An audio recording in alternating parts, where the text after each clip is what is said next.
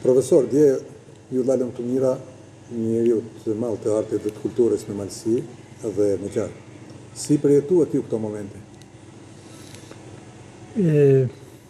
Pa tjetër që dje ishte një ditë e veçantë për Malësinë e Madhe, ishte një ditë e veçantë për shkrimtarët, artistët, për shok dhe miq dashamir të artistit të madh Janus Delaj, këtij qytetari fisnik, familjari shembullor, këtij njeriu të thjeshtë që e donte jetën aq fort,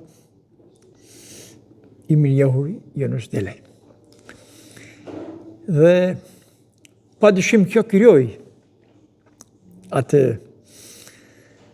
momente edhe reflektimi brenda secilit prej nesh,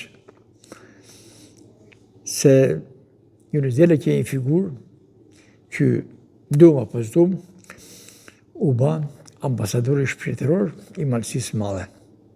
Me lahutin e tij na përfaqësoi danjësisht brenda dhe jashtë vendit, bëhet fjalë pra të kenë marrë pjesë në rreth 30 shtete me lahutin e tij në vërtetëri folklorike, duke fituar kudo admirim, duke u nderuar dhe duke metur origjinal në zërin e tij, në mesazhet e tij, konsekuent i historisë, konsekuent i fjalës zgjetur, i kulturës, i traditës, i fisnikërisë dhe i mikpritjes malësore. Profesor, si vlerësoni ju qëndrimin e bashkisë për këtë njerëz të madh të artit të kulturës?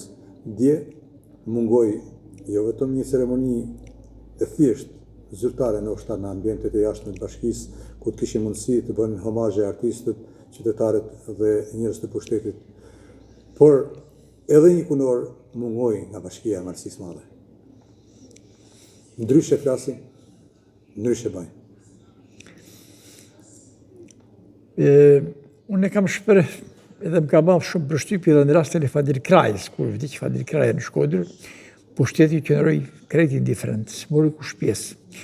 Dhe nuk e dishoja që Janus Delaj të përsidhej në një mjedis të pamjaftueshëm për t'i jehuar atij. Prandaj është kërkuar gjithnjë që kemi kërku, kemi pretendu, e pretendojmë që dhe ne ta kemi një patë kulture. Për të nderuar tilla figura, po për të nderuar edhe në momentet e gëzimit, momentet e promovimit, pra në momentet e konfirmuese. Dhe dje unë e kem munges. Natyrisht ishte fisnike pjesëmarrja e kryetarit të bashkisë dhe prefektes së Shkodrës. Dhe këtë e vlerësoj shumë, por mendoj që sektori kulturës, që është sektori imediat që merret drejt për drejt me këtë, do të kishte një kombinim më të bukur me ne si shkjatë shkrimtarë, artistët, edhe me faktorë tjerë që t'i bëjnë një përcjellje sa më mashtore. Përpjekja e zonjës Florida Pepaj për ta përcjell.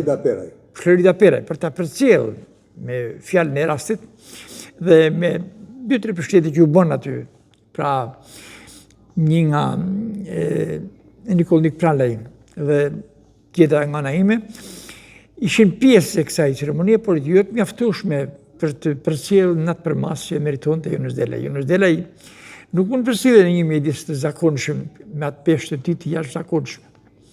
Prandaj e quajta edhe e quaj që ky që edhe një moment reflektimi, që shpresojmë, dyshojmë në të ardhmen të korrigjohet dhe ne të mësojmë të nderojmë figurat tona, të mësojmë të pasqyrojmë historinë tonë në gjitha format, të kemi muzeumin tonë për vlera të tilla dhe të dëshmojmë që jemi vërtet një popull i civilizuar. Janus që e lahutar, i kontriboi një instrument i traditës që është lahuta, dhe kontributi i tij me lahutën është pjesë e atij kontributi që e çoi që lahuta jonë të zgjidhë vendin e vet në UNESCO si instrument pra i vlerësuar. Dhe ne ta përcjellim Janusin e kishim detyrë, por në këtë nivel të plot, maksimal, sepse ne krenohem dhe do krenohemi me veprën e Janusit, me kontributin e tij. Nderim e respekt në figurës së Jonës Dilej. Faleminderit profesor. Paça.